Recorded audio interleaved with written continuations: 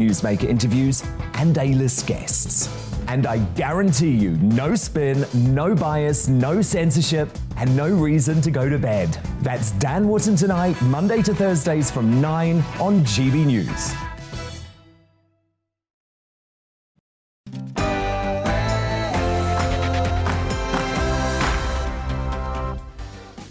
A busy show tonight. Ex-Tory Minister Edwina Currie, radio and Fleet Street legend Mike Porky Parry, and in my big opinion monologue, as Sage are disbanded, my message is a clear one. Good riddance. I'm not pulling my punches. You won't want to miss that in 2 minutes' time. That's right, my big opinion monologue is on its way. Plus, my all-star panel reacting to the big stories of the day, my satirical take on the day's big news stories in my alternative headlines, another great British game show, and some cracking discussions with my panel, including why do people have affairs and why does it matter? I'm always loyal to you, of course, and I'll see you after the headlines with Tamsin.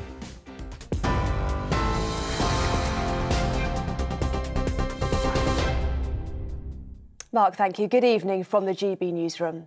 The Ministry of Defence says Russia's proposed ceasefire was likely an attempt to deflect international condemnation while resetting its forces for renewed attacks. Moscow claimed earlier it had opened humanitarian corridors, but Ukrainian officials say continued shelling has made it impossible. Labour Party leader Sir Keir Starmer says the invasion of Ukraine is an affront to the values of this country.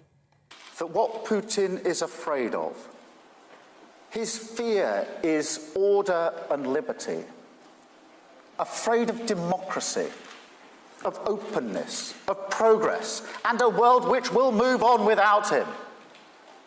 He is afraid of everything that we are most proud of. Vladimir Putin says Moscow would consider any third-party declaration of a no-fly zone over Ukraine as participation in the armed conflict. Speaking today, the Russian president says his country would view the intervention as a threat. His comments come as Ukraine's President Volodymyr Zelensky pushed NATO to impose the restriction. But the alliance says the move could provoke widespread war in Europe with Russia. Well, Ukraine and Russia will hold a third round of talks on Monday in a bid to reach an end to the conflict. It comes as the Israeli Prime Minister met with President Putin in Moscow. Naftali Bennett has offered to mediate between the two countries, although officials have previously played down expectations of a breakthrough. Well, Ukraine's Foreign Affairs Minister says his country will win the war with Russia, but says the question is, at what price?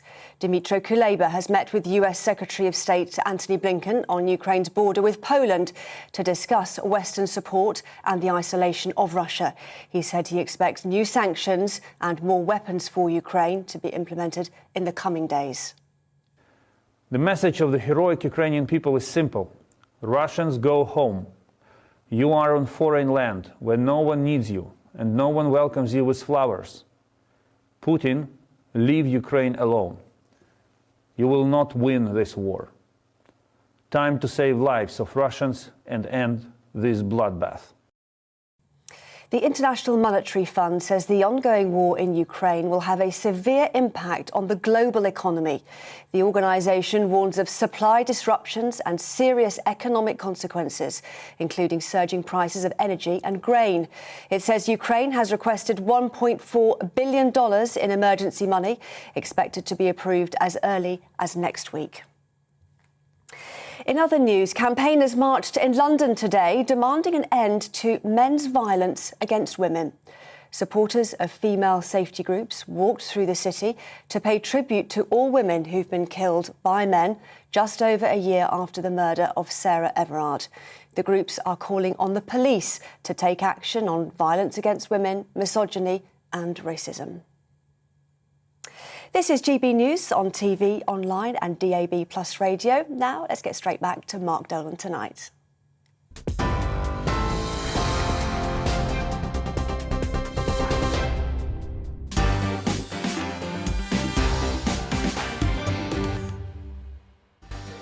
Let's just check, shall we, that everything from my show rider is in place. Working microphone, check. Pen, check.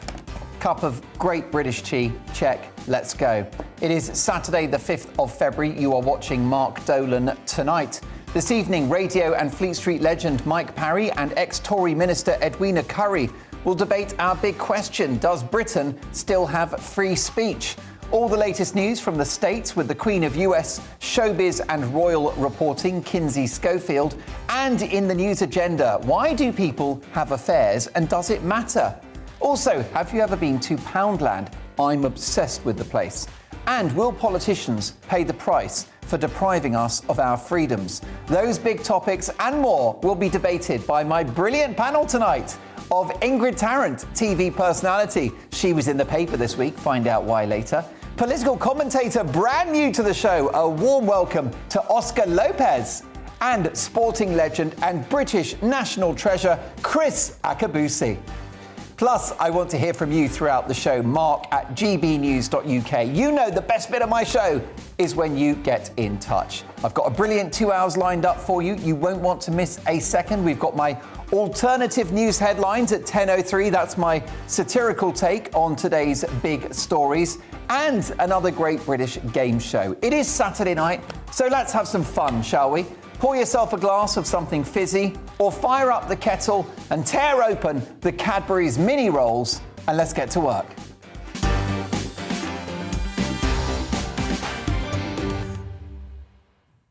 I've got a question for you.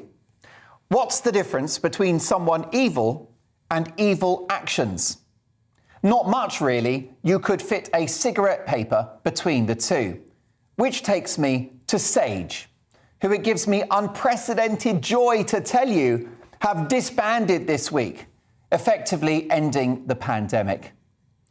Let me spell out what SAGE stands for: Scientific Advisory Group for Emergencies. But SAGE stands for so much more besides. In my opinion, SAGE stands for coercion. SAGE stands for the manipulation and control of human behaviour. SAGE stands for economic health and societal damage. SAGE stands for damaged, diminished, and, as a result of economic impacts, shortened lives. The University of Bristol have calculated a death toll from economic damage of 500,000 people. I've got no doubt that SAGE is populated by decent, intelligent, and obviously highly qualified individuals. And of course, any attacks on them or harassment are completely unacceptable. Accountability, though, is another story. Be clear, folks, this board of boffins have blown it.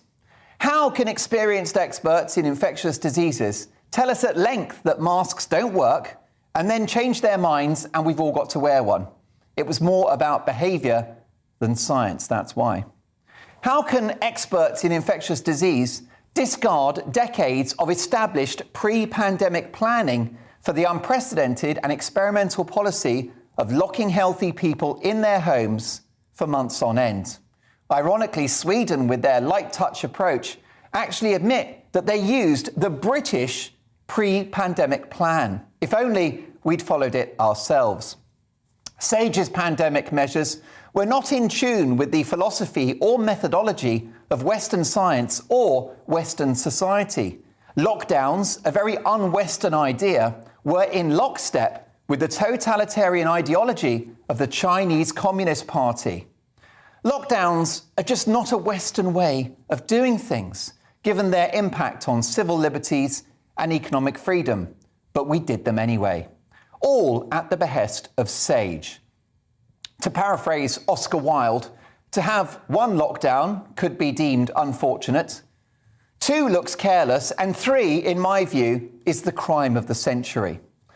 What is the difference between an evil person and someone whose actions are evil? You tell me.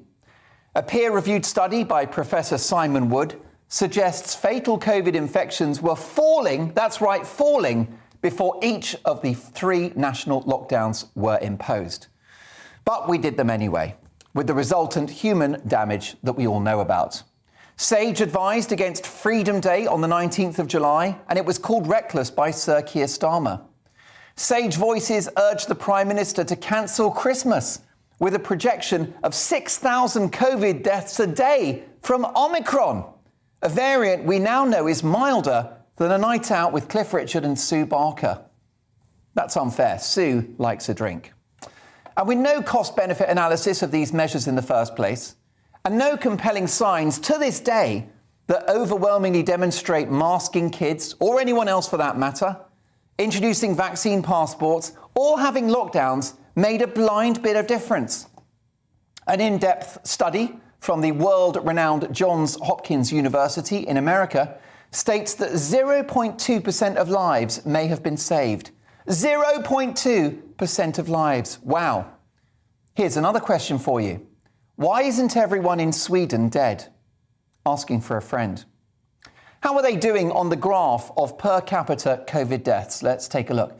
Lots of countries on that list. The UK, France, Italy, America. Where's Sweden? Oh yeah, if you squint your eyes, they're at the bottom. Straight in at number 59. If this was the pop charts, this would be Gary Barlow's solo career. Sage's advice has been the worst investment in history, and Fauci was just as bad in America. The US spent $18 trillion on the pandemic, $50,000 for every American. You would expect, wouldn't you, a bit more bang for your buck, borrowing all that money on behalf of future generations, masking kids in the classroom all day long, closing once viable businesses, and stopping people, in many cases the poorest in our society, from going out and earning a living and feeding their families. What is the difference between an evil person and actions that have an evil outcome? You tell me. And don't get me started on the modelling. It was the prediction of 500,000 deaths from Imperial College and the discredited Randy Prof Neil Ferguson which spooked the Prime Minister into acting in the first place. Sage's policies have cost the British economy £500 billion and the rest. The final bill, of course, isn't with us yet. Their policies have given us a non-COVID death toll made up of not 80-year-olds with multiple comorbidities who sadly succumbed to COVID. No. The non-COVID death toll, the Sage lockdown death toll, as I'm calling it, is a young mother, for example, with a lump which turned out to be cancer and who will widow her husband and orphan her kids. We may ultimately have an NHS waiting list of 14 million people. You tell me that isn't a greater threat to public health than a nasty virus, yes, but one non-fatal to almost everyone. How dare we look down and contemptfully laugh at previous generations who said the earth was flat? Because I feel that flat earthers have been in charge of science policy for the last 2 years. Non-Sage medics and scientists who have questioned the efficacy of lockdowns, masks, and even the vaccine have been vilified, belittled, and in some cases cancelled. Well, Sage are no more. They're shutting up shop. And shut up, I should say, is what I would hope that they will continue to do. In any future pandemic, God forbid it happens, the plan must be clear. Given the carnage that we've brought on ourselves this time round, with, in my view, a failed, arrogant and naive attempt to stop the spread of a highly infectious seasonal respiratory virus, we have to have a different approach. On any future occasion, the government must inform the public of the risks and what the options are available and let them decide. The Great Barrington Declaration famously offered that solution, letting healthy people at low risk from the virus go about their business and acquire natural immunity, instead focusing money, resources and time on focused protection of the vulnerable. We should handle any future outbreak in the spirit of a Western liberal democracy, not a twisted communist regime. I predict there will be a push for future measures every winter for many years to come. But the cosy COVID consensus is falling apart.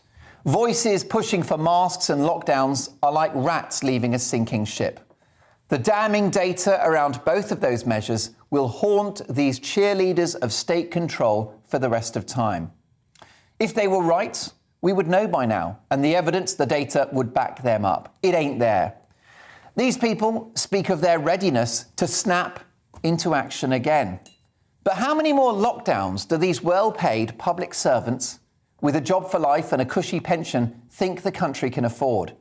Surely, we're just a few more lockdowns away from being so financially ruined, we'll be debating which of our children to eat first. How much more debt do you actually want? 3 trillion, 4 trillion, 5 trillion? Do you see the problem here? In my view, SAGE have caused more damage to Britain than Vladimir Putin could ever dream of. They are, in my view, the worst thing to have happened to this country in recent times, and we've had the Spice Girls. So good riddance to these so-called experts, who may not be evil, but whose actions were. I personally will sleep easier in my bed at night, knowing that this group has disbanded, effectively ending the pandemic. In the end, SAGE has proved to be a turkey, and now they can get stuffed.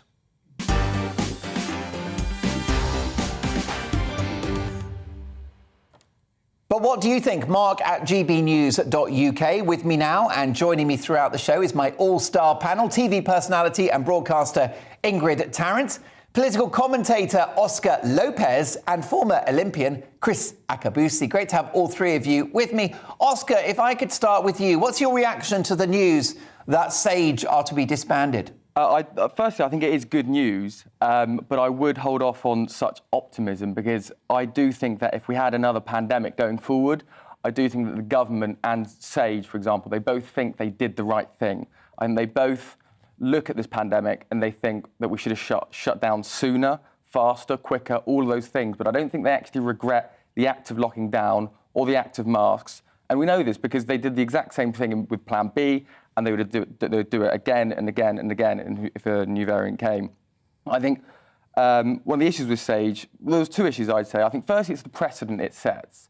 And I think that precedent at the moment isn't going away. Although SAGE is going away at this moment in time, as I said, if there was another pandemic coming, I don't think our approach would be any different. But I think also it's altered the how we see advisors and how we see Parliament in a democracy. So we live in a parliamentary democracy in the UK, which is very different to how the United States do things and how other countries do things. In a parliamentary democracy, our politicians are there to take advice from different people and take advice from economists and take advice from SAGE as well, add it all together into the mix and then decide. I think what's actually happened is the politicians have basically only listened to SAGE, and they've only listened to one little bit of advice and haven't taken into account that these guys are just the advisors, and that they should also look at things like schools, and they should look at things like schools, and they should look at things like universities, and they should look at people's mental health and that type of thing. And those are things that have really suffered during this pandemic. But I also think you're right with SAGE and their mixed messaging. I think a lot of people just don't trust SAGE anymore with their mixed messages. As you said, at the beginning they were going on about how masks work, then masks don't work, then masks do work. So I think those are things. I think the precedent it sets, the mixed messages, but also the how different our democracy is going to be now that basically we've had 2 years of advisors running things instead of our representatives. Well, I honestly think we would have been better off with no measures at all and just informing the public of the risks. I've looked at the data comparing countries that locked down hard, others that didn't. There ought to be a noticeable difference in the graph for countries that didn't have mask mandates or lockdowns. I see scant difference. In fact, Florida, who lifted their mask mandate and other COVID measures a year earlier than California, have a lower age-adjusted per capita death rate. But Chris Akabusi, clearly SAGE, as I've mentioned in my monologue, they're not bad people. In fact, they're illustrious scientific experts. But I just feel they got it wrong. I feel that they set out to save lives, but in the end, they've cost more. What's your view? Before I start, can I say, never former Olympian, once Olympian, always an Olympian. Bring it on. I've got to say that because I know people will tell me why didn't I correct you. You're also right. And have you got your medals with you? Glad you asked, Mark. As if it was planned right on cue. That is not chocolate. There's no chocolate in that one. Oh, that is fabulous. That's my very first one, 1984. Oh, congratulations. So it's older than you, Oscar. Sorry about that, my friend. Yeah, listen, just be careful there with Ingrid handling your crown jewels.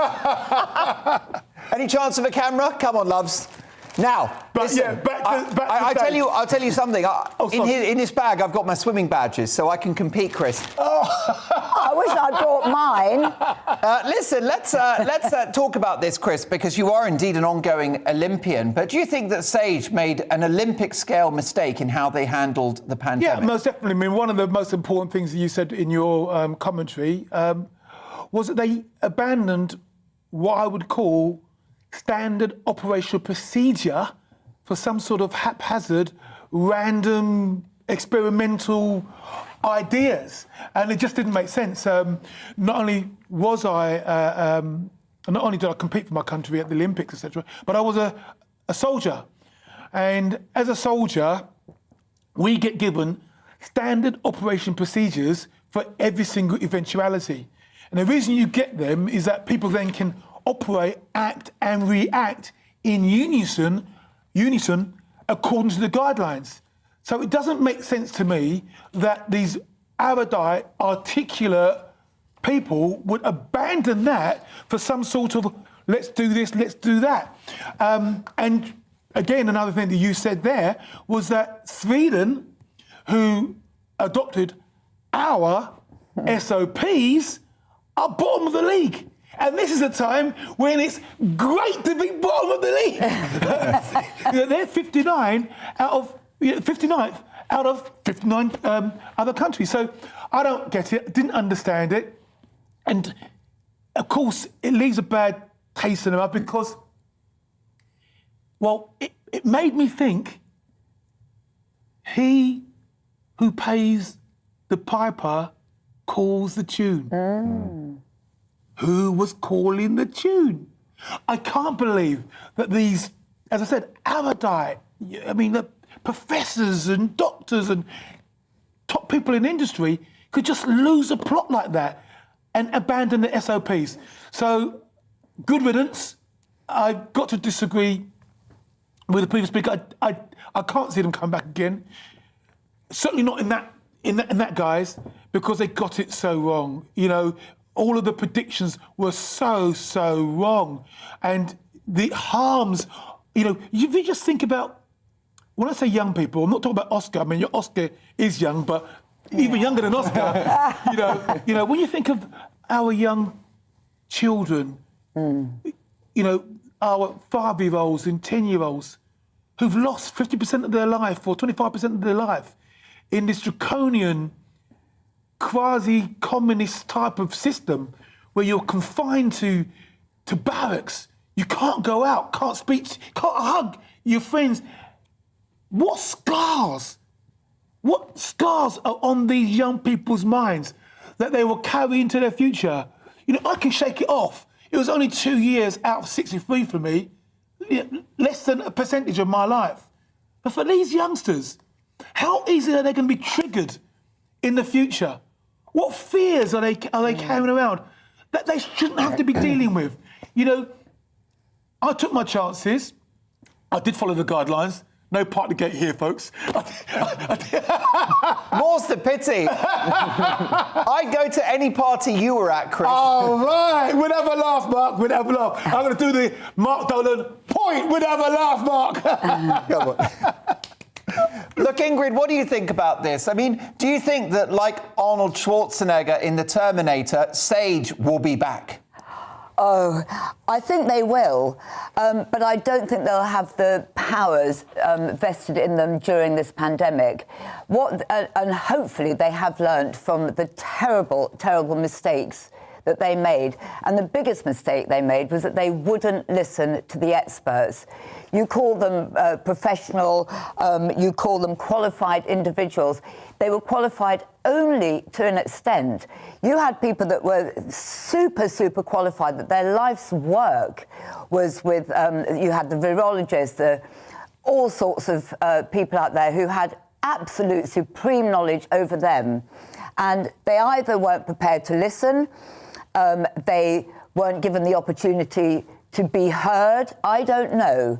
But unfortunately, I think Sage, as it stands, because it's been in existence for quite a long time, but anything serious like this, if it ever happens again, as I say, I hope that they've learnt from this terrible, terrible mistake, arrogance that they had to believe they knew better than anybody else. But as literally, sort of as Chris was saying, sort of, the piper and all that, you really do wonder, and it does make you question exactly that. It's made me more and more question everything, actually.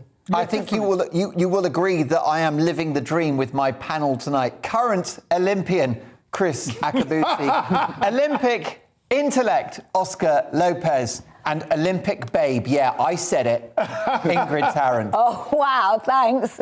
You need to go to Specsavers. She's got it all. But look, so many more opinions to come through. With my panel later, we'll be talking about whether adultery is natural or not. What's so wrong with having an affair? Why is it devastating to families and relationships? Also, we're going to be having my alternative news headlines at 10:03.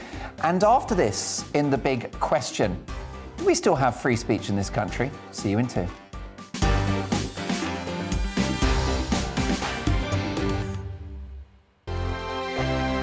GB News is the UK's home of discussion and debate.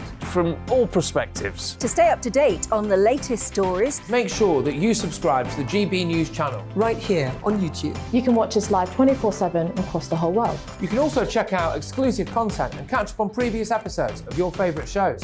Every day, we ask the questions that you'd ask, so why not add your voice to the conversation in the comments section? Don't forget to subscribe. We are GB News, Britain's news channel. Every night at 11 on GB News, we bring you the next day's stories the day before. It's basically like time travel. If it's a big story, we'll cover it, guaranteed. But we'll also have some fun along the way. Big opinions, big laughs. Sometimes big hair. This is Headliners, the paper review show that won't send you to sleep like the others will. 11 p.m, 7 nights a week. Join us.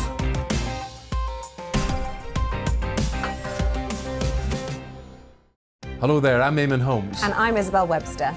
And we hope you can join us for Breakfast with Eamon. And Isabel. You make me laugh out loud, belly laugh. Is that important first thing in the morning? Yeah, absolutely. And there's me trying to be deadly serious. News is a serious business. Yeah, I have to rein you in sometimes. Well, it doesn't stop us laughing at it. It doesn't stop us having an opinion on what's going on. Yeah. And it certainly will not stop us reflecting what you think. Weekdays from 6 to 9:30 on GB News. I'm Dan Wootton. Join me Monday to Thursday from 9 to 11 for the feistiest and most fun news debate on TV, where free speech reigns. I'll bring you a sharp take on the day's biggest stories, bombshell newsmaker interviews, and A-list guests. And I guarantee you, no spin, no bias, no censorship, and no reason to go to bed. That's Dan Wootton Tonight, Monday to Thursdays from 9 on GB News.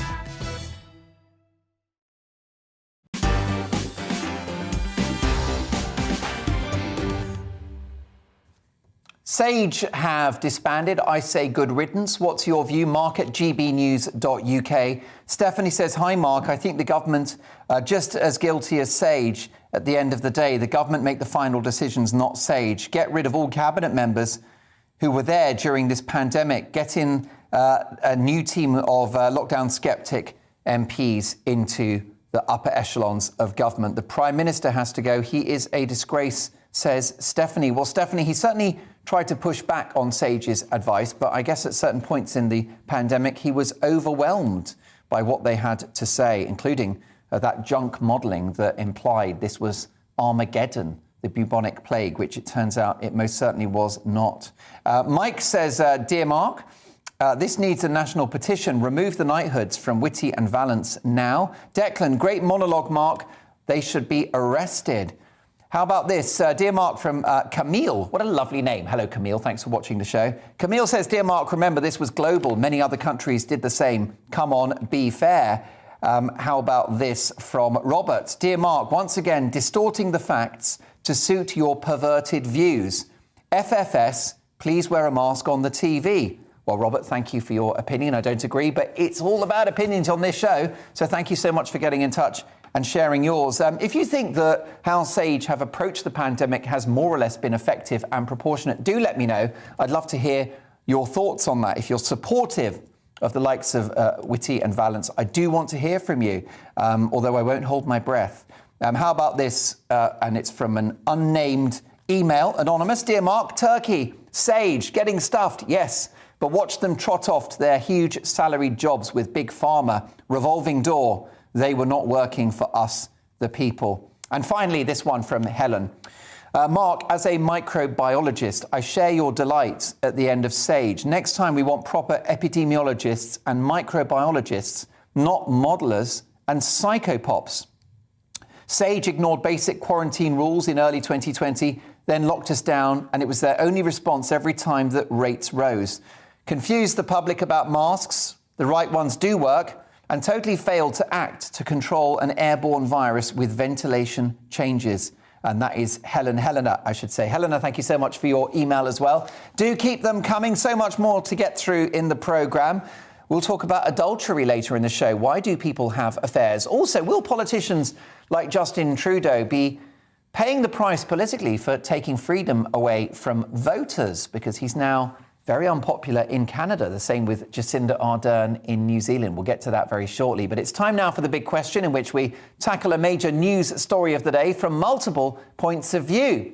The television news channel RT has been taken off the national television airwaves in the UK and elsewhere in the world due to its links with Putin's regime in Moscow. So is this a proportionate sanction against the Russians or a counterproductive attack on free speech? And it raises the wider question about whether free speech has been under threat in the course of the pandemic and as a result of wokeism, in other words, extreme political correctness and so-called cancel culture. Are we really as free to say and do the things we wanted to say and do as we were 10 years ago? What do you think? Mark at gbnews.uk. To debate this, I'm delighted to welcome former government minister and national radio broadcaster, as well as best-selling author Edwina Currie, radio and Fleet Street legend Mike Porky Parry, journalist and columnist at Spiked Online, Ella Whelan, and broadcaster, journalist and former editor of Labour List, Peter Edwards. Ella, if I could start with you, does Britain still have free speech? Well, it's a good question. I mean, I'd have to be difficult there and say, in fact, we've never had unfettered free speech in Britain. I mean, in centuries gone past, it was kings, queens, bishops and lords who controlled the speech of plebs like you and I. There was a conservative bent to censorship. The idea of an individual not being able to say that was in line with things like heresy, things like treason.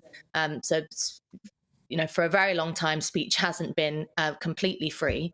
But moving closer up to our current moment in the political movements for suffrage, for political change, for democracy in the 20th and coming up now to the 21st century, there has been great expansion of our belief in freedom of speech and our understanding that it's important.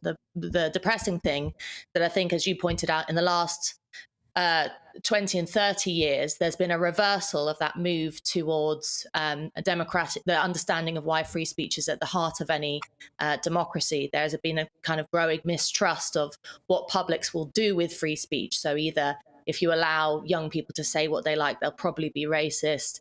If you allow viewers to watch what they like on telly, they'll probably buy propaganda. And if you allow papers to publish what they like, then probably everyone will get misinformed and we'll all live in a hellhole. And I think that kind of mistrust of the intelligence and the nous of the public has come back to is a kind of a repeating of an old elitist view of who can handle free speech, who can handle access to information, that's been sort of reheated and rehashed for the 21st century. Edwina Currie, there seems to be an emerging theme that if there is a broadcaster we don't like, a comedian we don't like, a television network we don't like, we get rid of it, we cancel it.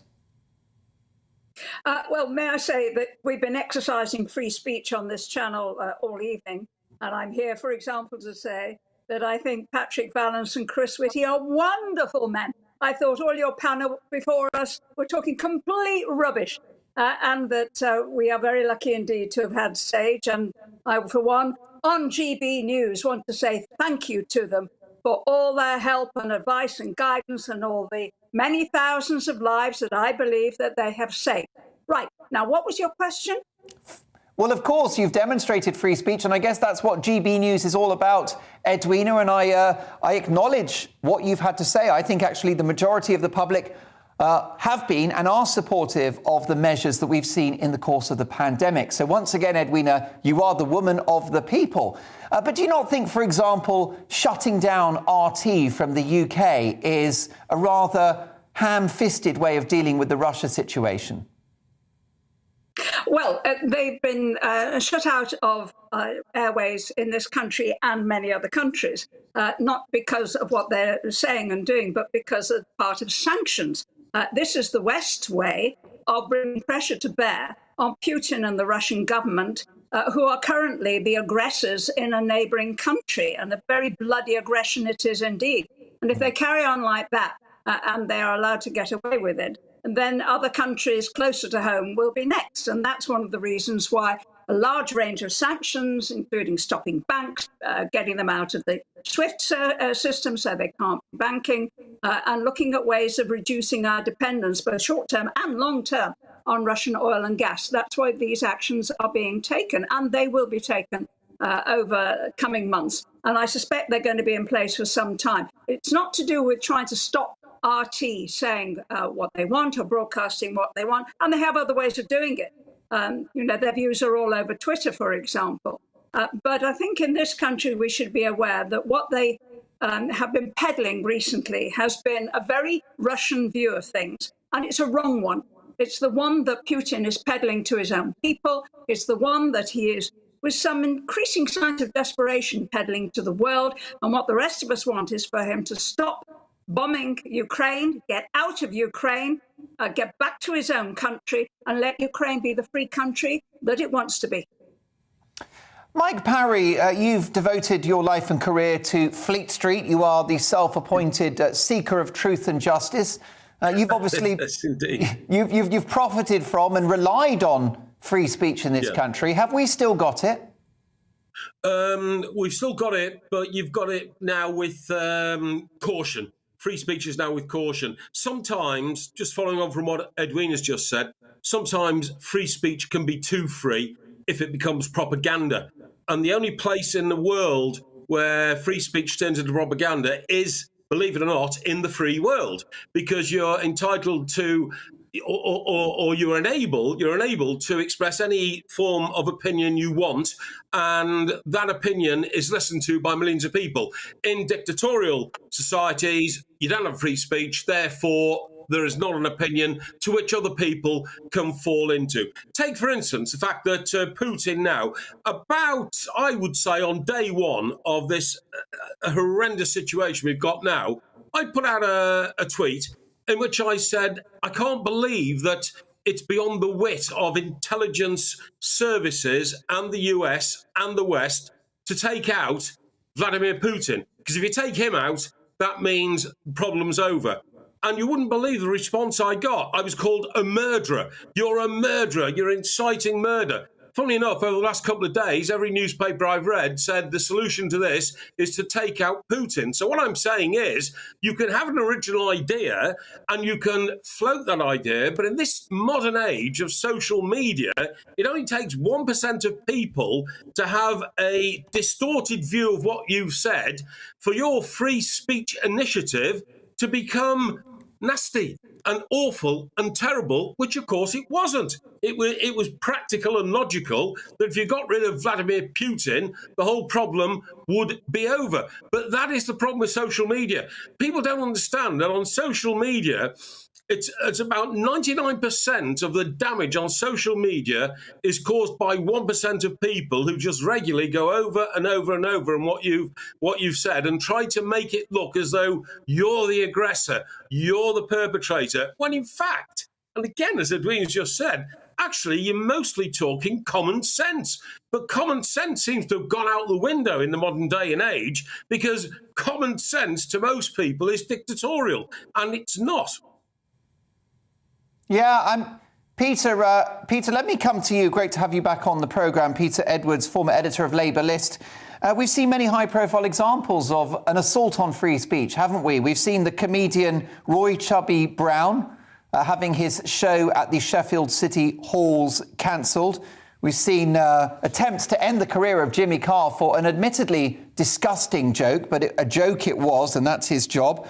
One of the musicians in Mumford & Sons was essentially cancelled, hounded out of his job for saying on Twitter that he'd read a book about Antifa, which he thought was interesting. And of course, most recently, Professor Kathleen Stock, OBE, a British philosopher and writer, hounded out of her job at Brighton University Sussex University, for saying that there are two biological sexes. It doesn't sound like free speech to me. Well, I think it's nonsense to say that free speech has been curtailed because of the pandemic. To take one example of Kathleen Stock, the academic, as long as academics are expressing lawful views, they should, of whether we disagree or not. And to talk about RT, formerly Russia Today, the reason for taking because of the pandemic is because of the evil acts of Vladimir Putin killing innocent families and children in Ukraine. We've got to be very clear what the reasons is for. Finally, in terms of the pandemic, we've had a vigorous debate over where Boris Johnson broke rules. We've had, at times, furious debate over COVID restrictions. And you've launched a TV channel. To me, it's absurd to say free speech is being curtailed. What about the campaigns to actually have GBNews defunded? Well, GBNews is funded by the private sector, so I mean that seems a moot point, really. Businessmen and women can invest in what they want, whether that's for a profit motive or an ideological motive. But GBNews, like every TV channel, comes under the orbit of broadcasting regulation. I also think there's a bit of a danger in perpetuating a myth that we don't have free speech. The very existence of this discussion and this disagreement shows we're having free speech. Edwina Currie, if I could come back to you. Very interesting, the point Peter Edwards made about the pandemic. I'll give you an example of what I consider to be big tech censorship. The European Medicines Agency held a press conference in which they advised against multiple regular boosting, for example, every 4 or 6 months, because they said that this might not be great for the immune system. The European Medicines Agency. That video, that press conference, was censored by Twitter and flagged up as misleading content. Well, because it sounds wrong.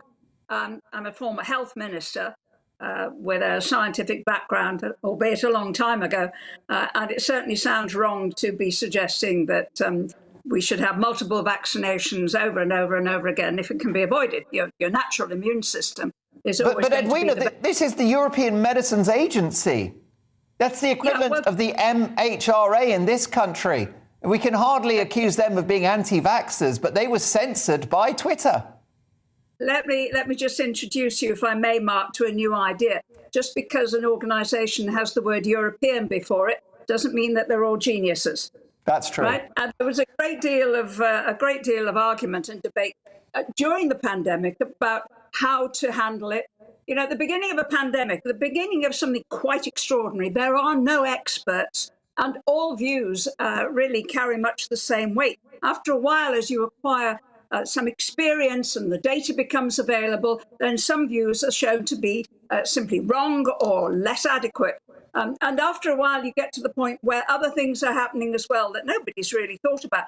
I mean, I don't think anybody really realized how big an effect it was all going to have on cancer patients and on other people waiting, for example, or how big an effect it would have on education. Nobody expected it was going to last so long. It's 2 years since we really came to the recognition that something horrible was happening with this pandemic. So I think we should be just that little bit more forgiving.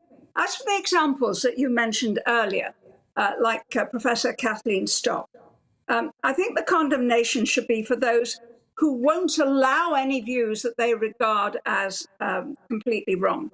I think we should always engage with other views. We should always look at where those people are coming from, and we should always endeavour, as far as possible, if we can, to convince them.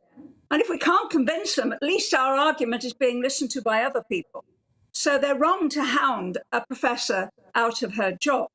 I don't think it's done her views any harm at all. She's now got a much bigger audience than she had down in the wilds of Sussex. But we should endeavour, as far as possible, to enable free speech and to enable all views to be heard and to be scrutinised and to be debated. What we're doing tonight is very, very important.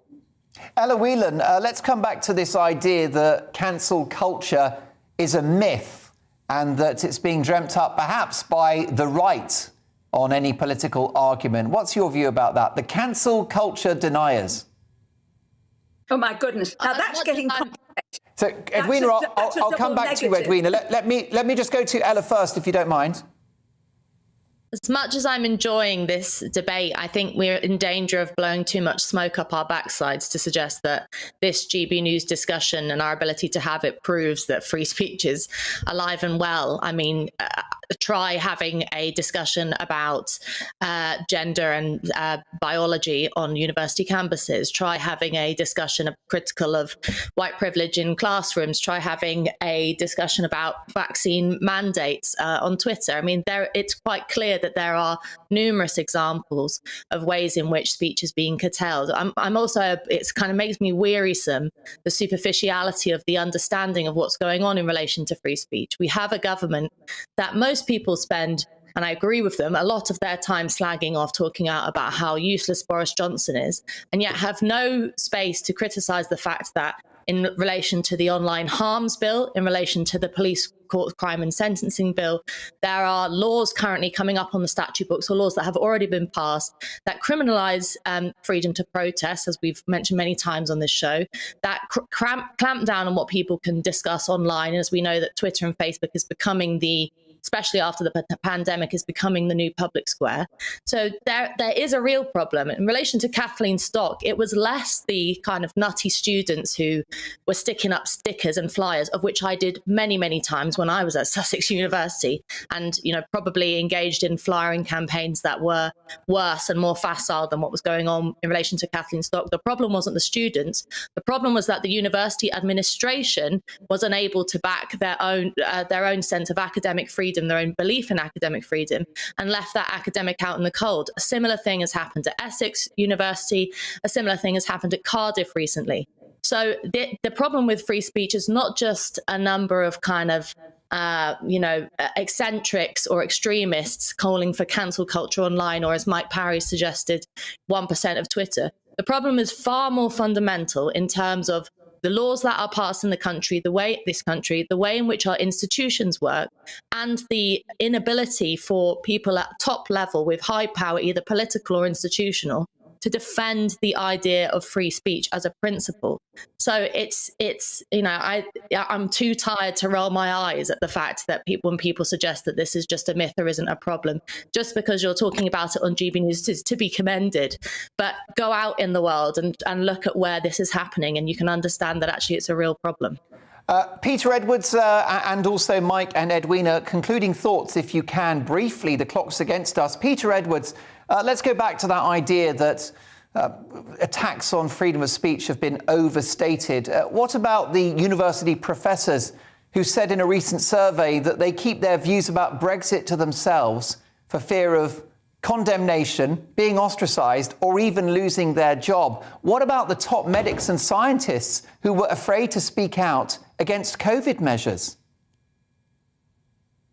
Well, Mark, I didn't hear all your question, but both university academics have got to speak out, and they've got to be supported by vice-chancellors and their employers to speak out. Brexit is being discussed in every street corner to quite a wearisome degree over the last 6 years. There is a free debate on that. I think universities have got to stand up, and clearly there's a wide debate on Brexit, but academics have to be allowed to state their mind, and they have to be allowed to give students views that students don't want to hear. Free speech is important, but I also think we've got a free press and a free broadcasting network as well. OK, fair enough, Peter. How about Mike Parry? Final thoughts, Mike? I wish we had longer, but what's your overview, having discussed this? My final thoughts are that free speech is under threat in this country. And I tell you why. We have a silent majority in this country because Boris Johnson was never predicted to get an 80-seat majority in the last general election, because when people were asked in the street who you're going to vote for, a lot of them didn't reveal who they were going to vote for. Free speech is under attack from the left. And if you're a leftist, you admire free speech, providing the people who have the freedom to speak are speaking the thoughts that you think. But if you're on the right in this country, you have to be a little bit more guarded, and you have to perhaps hide your feelings and only reveal them inside a ballot box. The hidden majority are the biggest speakers of freedom in this country, but not necessarily in public. And that's why he is a broadcasting and Fleet Street legend. Look, we'll get back to this. Only a couple of seconds to go, but it is the natural order of the universe for Edwina Currie to have the last word. Absolutely. Thank you very much indeed. Look, the online harms bill, which is going through, which Emma referred to, is a balancing act. Until very recently, there were no controls over what was going out on social media. And that's why we were getting children being pushed into anorexia and into self-harm and into suicide. The great tragedies have resulted, and we get child grooming. We get a whole host of genuinely criminal activities and horrifying things. If they were happening to our children, we would want to see some kind of controls. And that requires legislation. We are a free country, and governments can't just do it off the top of their hat. They have to get legislation through Parliament, and that's going through now. Fascinating conversation with four of my favourite people in broadcasting: Edwina Currie, Mike Parry, Ella Whelan and Peter Edwards. Thanks for your time. It's all about opinions. What's yours? Mark at gbnews.uk. Next up, will politicians pay the price at the ballot box for taking away our freedom? We'll discuss that after this.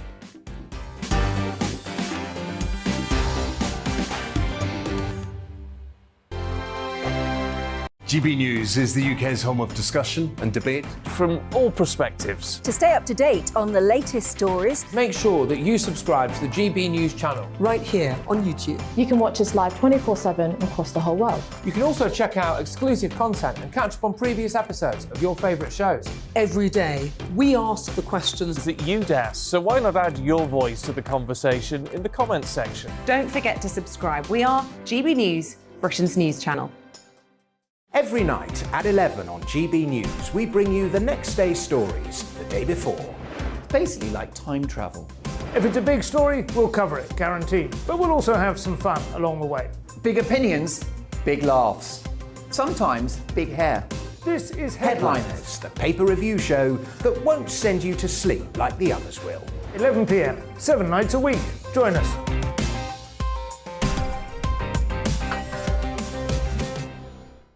Hello there, I'm Eamon Holmes. And I'm Isabel Webster. And we hope you can join us for Breakfast with Eamon and Isabel. You make me laugh out loud, belly laugh. Is that important first thing in the morning? Yeah, absolutely. And there's me trying to be deadly serious. News is a serious business. Yeah, I have to rein you in sometimes. Well, it doesn't stop us laughing at it. It doesn't stop us having an opinion on what's going on. Yeah. And it certainly will not stop us reflecting what you think. Weekdays from 6 to 9:30 on GB News. I'm Dan Wootton. Join me Monday to Thursday from 9 to 11 for the feistiest and most fun news debate on TV, where free speech reigns. I'll bring you a sharp take on the day's biggest stories, bombshell newsmaker interviews, and A-list guests. And I guarantee you, no spin, no bias, no censorship, and no reason to go to bed. That's Dan Wootton Tonight, Monday to Thursdays from 9 on GB News.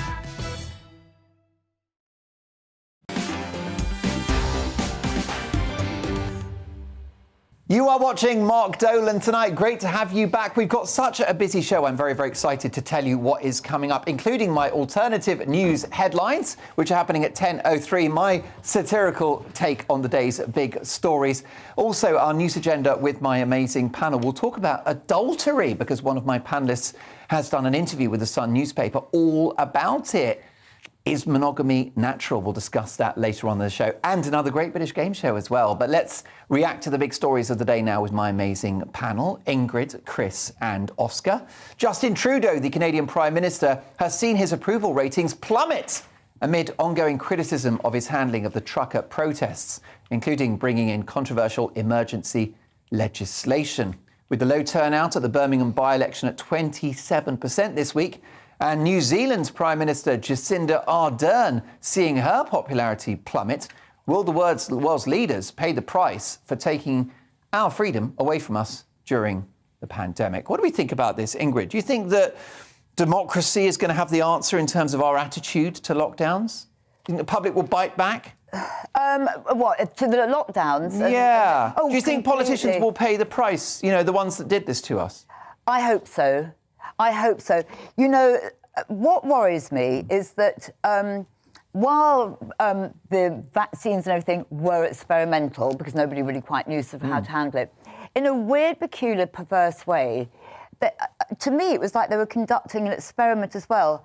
How are we able to be controlled as a group, as the masses? We were told, Number 10, were astonished at how compliant the British public were at the start of the pandemic. So therefore... They didn't dream that we'd go into lockdown. And think about it now. We don't have to wear masks, but there is still an awful lot of people wearing masks. So have they become just part of this horrible social experiment that was going on that we didn't know of? But in answer to your question, I think that the way that people have been reacted and have been so compliant and are still complying with rules that are outdated now, you know, perhaps there won't be democracy as we know it, because, again, it'll be the masses, the people out there, that are vilifying people like me, that's all for freedom. Well, is there an opportunity at the next election, Oscar, for any political party promising freedom on the occasion of a future pandemic for a politician to say, we won't lock down, we will give you the information, and basically we'll take the Swedish approach? I would love that. I honestly would love that to be the case, but I cannot see that. I think we've got two parties that we've had, both Conservatives and Labour, both of who've supported lockdown throughout the whole thing. And to be fair, the public has, as you're saying, the public has supported lockdown through the pandemic. And you're right, people are still wearing masks outside. But I think that's because I don't think that the societal and economic bill has come in yet. I think people still don't realise what we've done. I think people enjoyed, frankly, I think a lot of people enjoyed being at home. And I think people, I think people felt a sense of community while they're doing it, which is quite weird. And in my view, wrong, but they felt that they were doing it for each other and they were doing it for other people. And I think people genuinely thought they were doing something We did think that was the right thing, though, because we didn't know any better. That's exactly right. So you don't identify any huge political consequences necessarily? I don't think there'll be any, to be frank. Briefly, just a couple of seconds, Chris, what's your view? Do you think that politicians will fall as a result of this? Not at all, no. Man is a domesticated animal. That is a quote from Friedrich Nietzsche. Wow. One of my most favourite authors. And we saw it writ large in the last couple of years. Yeah, fascinating stuff. Well, what are your thoughts about this? Mark at gbnews.uk. I'd love to get your opinions. We've got so much to get through in the course of the pandemic. Later in the show, we've got our Great British Game Show. Britney Spears is in the news because she's been posing topless. Some people think it's tragic. She needs help. I think she's enjoying her freedom. I think she looks very, very well, having stolen a glance at some of those images. But we're playing a game based upon that. Can you recognise the celebrity from the neck down? You'll be amazed by some of the people we'll be looking at. Pretty X-rated.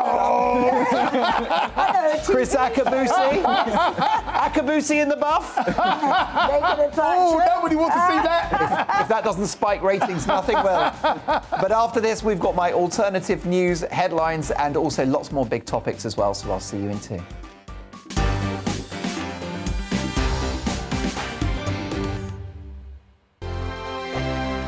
GB News is the UK's home of discussion and debate. From all perspectives. To stay up to date on the latest stories, make sure that you subscribe to the GB News channel right here on YouTube. You can watch us live 24/7 across the whole world. You can also check out exclusive content and catch up on previous episodes of your favourite shows.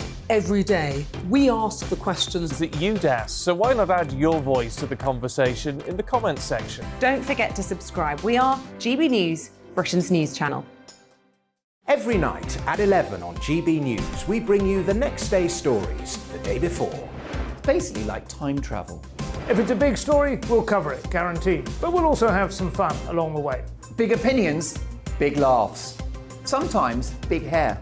This is Headliners, the paper review show that won't send you to sleep like the others will.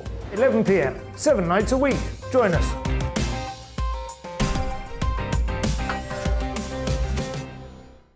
Hello there, I'm Eamon Holmes. And I'm Isabel Webster. And we hope you can join us for Breakfast with Eamon. And Isabel. You make me laugh out loud, belly laugh. Is that important first thing in the morning? Yeah, absolutely. And there's me trying to be deadly serious. News is a serious business. Yeah, I have to rein you in sometimes. Well, it doesn't stop us laughing at it. It doesn't stop us having an opinion on what's going on. Yeah. And it certainly will not stop us reflecting what you think. Weekdays from 6 to 9:30 on GB News. I'm Dan Wootton. Join me Monday to Thursday from 9 to 11 for the feistiest and most fun news debate on TV, where free speech reigns. I'll bring you a sharp take on the day's biggest stories, bombshell newsmaker interviews, and A-list guests. And I guarantee you, no spin, no bias, no censorship, and no reason to go to bed. That's Dan Wootton Tonight, Monday to Thursdays from 9 on GB News.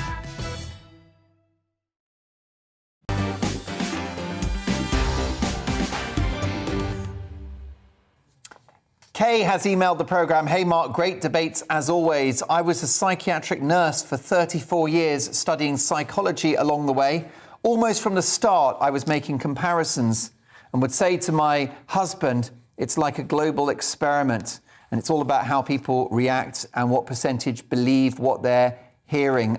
Loving the show, watching from France. Well, Kay, thank you so much for that.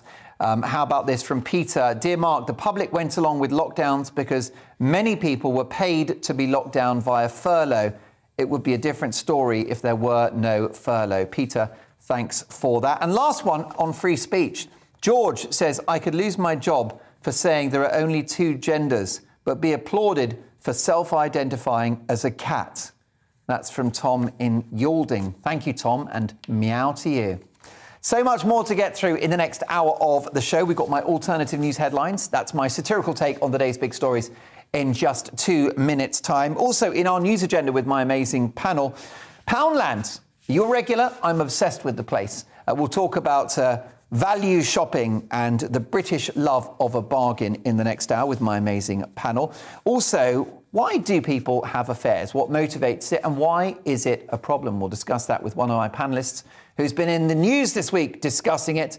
Plus, the Queen of US showbiz and royal reporting, Kinsey Schofield, with some big stories live from the United States. So, we've saved our best till last. I'll see you on the other half of the headlines with Tamsin.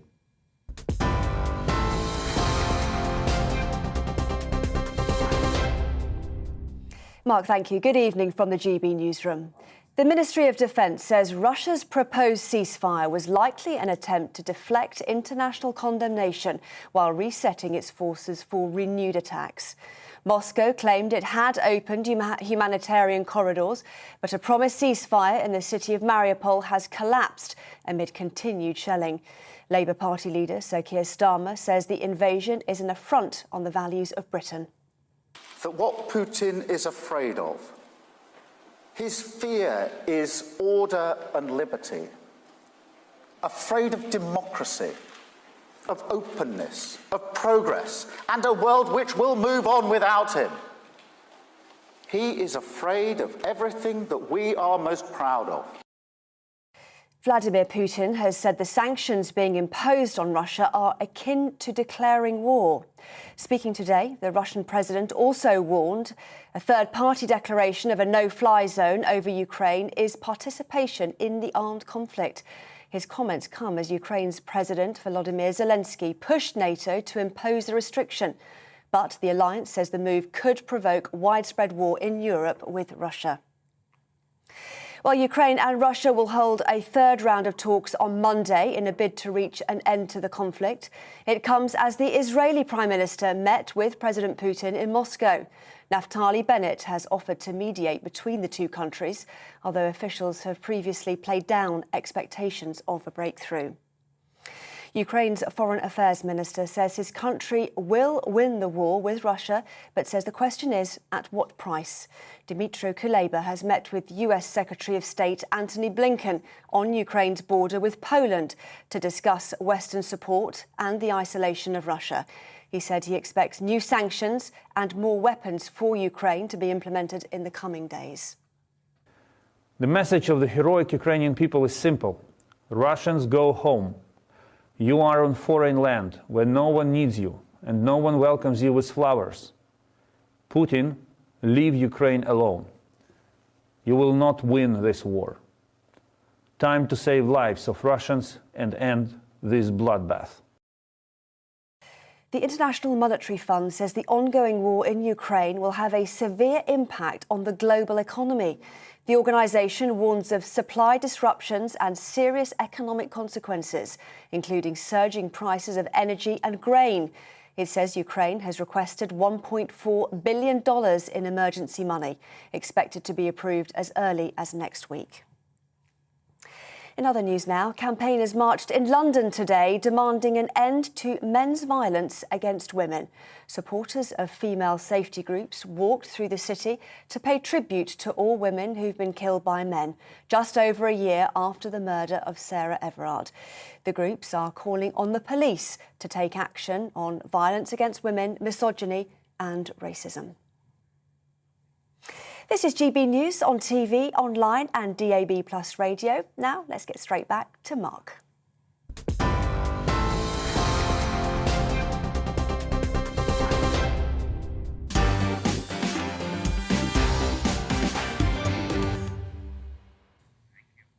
It's time now for our alternative news headlines, and we bring you the latest news that the Government Emergency Advisory Group, SAGE, has disbanded, hopefully never to return, which got us to thinking on Mark Dolan tonight. Which other groups or individuals do we hope won't make a comeback? So here goes. Tony Blair? Hopefully not. Kevin Spacey? Ideally not. S Club 7? Nick Clegg? Gary Glitter? Ouch. Apologies to anyone who was offended there. The idea of a Nick Clegg comeback was a bit strong. Last weekend, we brought you the sad news that the social media influencer Molly May Hague has unwanted facial hair as a result of a special treatment on her skin called dermaplaning. She says that she's more or less growing a beard. Well, here at Mark Dolan tonight, we've managed to secure some more exclusive before and after photos. So here she is before. Let's take a look at her. She's a very, very good-looking lady. She's got great skin, a winning smile, fantastic eyes. But here she is after. Oh, dear. You'll never find her ring. Not now. Russian TV news channel RT are in the news. They have disappeared from UK screens over their support for the Russian government. It seems a bit unfair. If you wanted to get rid of state propaganda, you'd have to get rid of the BBC, ITV, Sky. In fact, all you'd be left with is us here at GB News, BT Sport, Red Hot TV, Playboy One and Super Casino. Sounds like a great night in if you're asking me. Back to Molly May Hague. That beard, what a nightmare. Here she is beforehand. Fantastic. Just kind eyes, a natural beauty, fantastic teeth. And here's the after. Blimey. She's no flower of Scotland. That woman's history. Now, yesterday we reported the dog-awful news that Neighbours has been cancelled. The long-running soap opera has seen all of its actors put out of work, including the show's legendary Labrador dog, Bouncer. There he is. What an absolute legend. Well, I'm pleased to say that Bouncer has been trying out for several major film roles, including Jurassic Park, Winnie the Poodle, Paw in Order, 50 Shades of Greyhounds, and Citizen K9. I'm sure he'll get himself a gig. He'll be like a dog with a bone. Meanwhile, Ollie Murs, the pop star, says that his sex life is on hold. Take a look at this story. He had major knee surgery, which caused his tour to be cancelled, but now no nookie. I've got to say, I think that's very sensible. A similar sex ban was placed on me at home when I had that ingrowing toenail. You can't be too careful. It still hurts. It's still tender. Big news. The price of a first-class stamp has risen by 10p to 95 pence. Ridiculous. I know places in Soho where you can lick the back of an old lady's head for far less than £1. And before we go, one last look at Molly May and that beard. Here she is beforehand, a natural beauty, fantastic, rich, voluminous hair. What a lovely young woman. Fantastic smile, great bone structure. And here she is after. Crumbs. Oh. Finger licking good. And on that note, those are your alternative news headlines.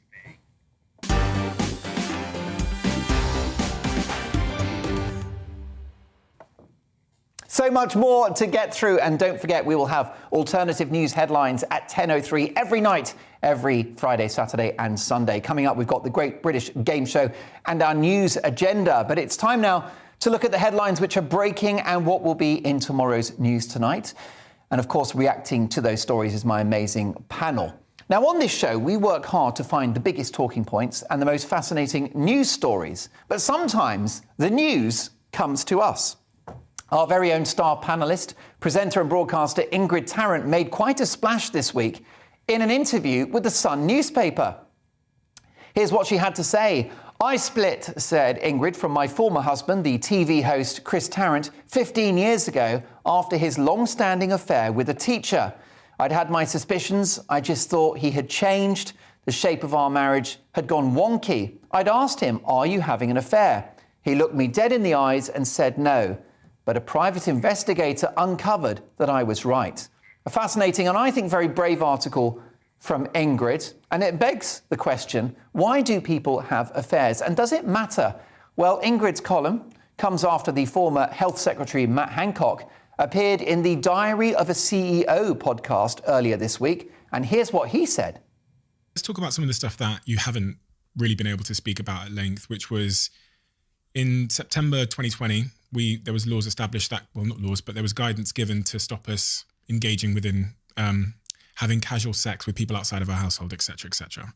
There's obviously. Can we just start this section again? How would you like to start it? I don't mind all of it except the opening bit about casual sex. Okay, fine. I haven't had casual sex with anybody. Okay. I fell in love with somebody. Notwithstanding the affair, I think his greatest crime was that roll neck jumper, but just my opinion. Hopefully it's machine washable. I've got to come to you first of all, Ingrid. What's provoked you to do this interview? Because it's a very sensitive subject for you, and you've kept your counsel for a long time. Yeah, I have. Well, I mean, I kind of slightly hoard myself, if you like. I was asked if, to do it. And I thought, yeah, why not? And actually, probably because I don't like Matt Hancock. So it was kind of okay, sort of like, here we go. You were slightly doing it for his missus, actually, for the woman he left behind. I think I was. In a way. It's not a very nice thing to do, is it? To sort of like regurgitate the past and all the rest of it. But I suppose I am kind of one of the go-tos that a newspaper would come to because I can relate to it. And you're no kiss and tell. No. You're a very accomplished and respected broadcaster and commentator and author and journalist. Thank you. You don't need the money or anything like that. And I think, as I say, I think you've been fastidious in terms of how you speak about your exes in the past, including on this show. It's a difficult one for me because I'm really fond of you and I'm very fond of your ex, Chris Tarrant, who I've encountered a couple of times, a real gentleman. So, but you have talked about it, and I guess perhaps it's helpful to anyone else going through a similar situation. Oh, definitely. And they might read what you said and thought, I recognise those telltale signs. Yes. Through that horrible time, all those years ago, I was trolled massively. I couldn't believe it, that people could be so nasty. But also, I had an awful lot of people saying how much it had helped them. And you do feel very alone. And if anybody can draw on somebody else's experience and literally put an arm around them to say, it will be all right in the end, they're going to believe you because you've been there, you've done it, you've walked that mile, and you're just guiding that person to walk that same path. It's not nice, it's horrible, it's particularly awful for the children. So, yeah, I hope it has helped people. And I don't know his wife at all, but I just think she's been so hard done by. And again, unfortunately, and this is a fact, he's in the public eye, just like my ex-husband Chris was in the public eye. Obviously, there's going to be more interest because it's a name that's recognisable. So to have it played out in public is pretty horrid as well. Do you think that you deep down knew what was happening, that you smelt a rat in your own situation, or did you have the wool completely pull over your eyes? Well, I had the wool pulled over my eyes for about 9.5 years. And it was so only... you literally didn't have a clue? Not a clue. You weren't in denial? No. It wasn't wishful thinking? No, I'm not an in denial person. Yeah. I kind of think that sort of... The people who know me know that I'm not. I am so upfront, you know, I just face reality. I don't pretend. I need to know. Yeah. And... So, no, I hadn't got a clue. And people said, you must have known. Yeah. Almost like you're sort of like saying, you know, sort of you were in denial. No, I absolutely wasn't. I can say that absolute hand on In that heart. case, he was probably just very good at covering his tracks. Probably very good. And also not showing or perhaps even feeling guilty, perhaps not feeling guilty and therefore showed no guilt. But then I did get suspicious and he denied it. And so I thought, my instinct is telling me something else. You know, my head and heart aren't kind of coordinating here. So I thought there's only one way for absolute proof, get a private detective on him, which is what I did. And that provided me with the evidence. And it's the evidence I needed, because actually you get to a point, well, he was telling me I was going mad and I should put myself into a clinic. And you get sort of gaslit, really. And, you do. Like it's your problem and you're imagining all of this. But I wasn't, that's the thing. But other people are, because maybe they wouldn't get a private detective on to the case and have the proof that they need. And they would be told that they were going mad, they'd be convinced in other ways. Very, very difficult. We should talk about affairs and why they happen. I suspect it's about the philanderer, not the person who's the victim of the situation. But why do you think it happened in your case? Do you know, I don't know. I really don't know. I mean, I was to do I'm kind of reminding myself of what was going on to do that. And it was sort of, she was somebody to comfort him, but, you know, and I'm thinking, oh, yeah, that old sort of... old chestnut. Yeah, you know, that sort of thing. My wife doesn't understand me. Yeah, all that. And I thought, well, we never discussed it. It was, well, what did I do wrong, really? Because I think I was a good wife. I think I was certainly interesting. I wasn't any old wallflower. I'm very independent thinking, and I was very independent sort of financially, and I had my own career and absolutely everything. I wasn't needy. My mother said, actually, that was the reason. She said, oh, darling, do try and feel a bit needy. Men love to feel wanted. But I happen to think that individual would have been unfaithful in any relationship, because I think that these people are serial, you know, philanderers. And I think that it's really unfair to victim shame and, you know, the partner that's cheated on is somehow to blame. Yeah, Juno, I don't think you can ever say that one person is completely to blame. I must have been to blame somewhere along the line. Otherwise, you know, what would have happened, unless it's perhaps being famous and it went to his head and just and couldn't say no. There's a lot of sycophants around, you know, like the groupies. You know, it's probably quite easy to think, he phoned a friend or too many friends, by the sounds of it. But I think that it's a lucky escape for you, because I don't think you want to be emotionally close to someone that will double-cross you like that. Never. I think that's the biggest problem, isn't it, with infidelity? I mean, of course, the act of, you know, being close to someone else is pretty upsetting, but it's the lies, isn't it? It's the lies. Mark, the lies are far worse than the action.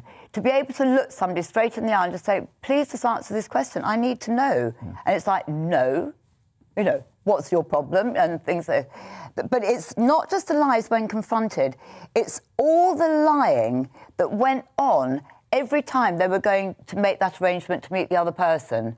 And everything becomes a lie. Every single thing, because the lie carries forward and it prevails because it's on to the next one. Because you couldn't meet him for that coffee at that time because, etc., etc. Exactly. Oh, I won't be back for dinner because I'm going fishing or whatever. And you think, well, just, you know, be a little bit And they are fishing, honest. That's the problem. Yes, exactly. They've got their rod out. Yes. And they're pulling it in. Some old trout. Boom. That's why we pay her the big bucks. Well, listen, my headline about it is that I think he was mad. I think that it's a lucky escape for you, and I don't know what he was thinking, because why would you go watch shopping when you own a Rolex? Unless it's fake. Yeah. But I'm not a fake. That's not you. No, that's not What me. do you think about this, Oscar? Is monogamy unnatural?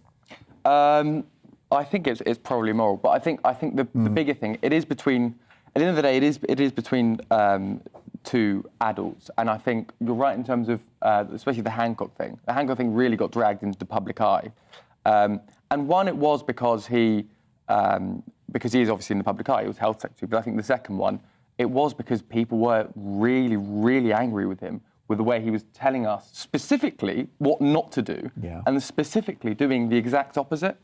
And I mean, on that podcast that he was doing, what came across to me was the arrogance. It was pure arrogance that was coming out of him. Almost, he was justifying it. There was no sort of remorse for anything. It was all about him and how he felt. And he was excusing it. I mean, like it or not, he was excusing it. Because he was in love. Yeah, precisely. A surprising excuse. Which is ridiculous, really. It's a ridiculous excuse, especially when he specifically told everyone that those aren't excuses, that you can't have any excuse, that one little slip and you're killing your nan. Like, he's been telling all this to people, and I think that specifically is why he was in the public eye so much. Yeah. What do you and also, don't forget, he was caught red-handed. Yeah. So that brought attention because you don't know how long it was going on for. Well, yeah, I mean, there are so many layers to this. One question, Chris, is does this actual story of Matt Hancock and his affair, does that impede his return to public life? Should it matter if public figures are unfaithful? Does it tell us something about their character? Or should we consider it to be a separate issue from the day job? I think that on the continent, so if I think in particular in France, I can't remember which president it was. Oh, Mitterrand, was it? Mitterrand, who said that if you marry your mistress, you create a vacancy. That's amazing. So look, and also I think he said it's French to have a mistress, it's British to get caught. And also the mistress went to his funeral, I believe. And don't they call it the 5 à 7 time, 5 to 7, that it's acceptable for the husband to go and see the mistress for a couple of hours after work. Yeah, see, I'm not sure I need the 2 hours. I mean, Akabusi need today. We don't have I think we go to a bygone age, where we had the social mores that really looked down on this sort of thing. I think that, I was born in 58, and in the 60s there was this liberation movement, and whereas when I was at school, I think I might be going a bit, but if you was born out of wedlock, it was a real bad thing. Yeah. Today, nothing. If you're a divorce or divorcee, it's nothing.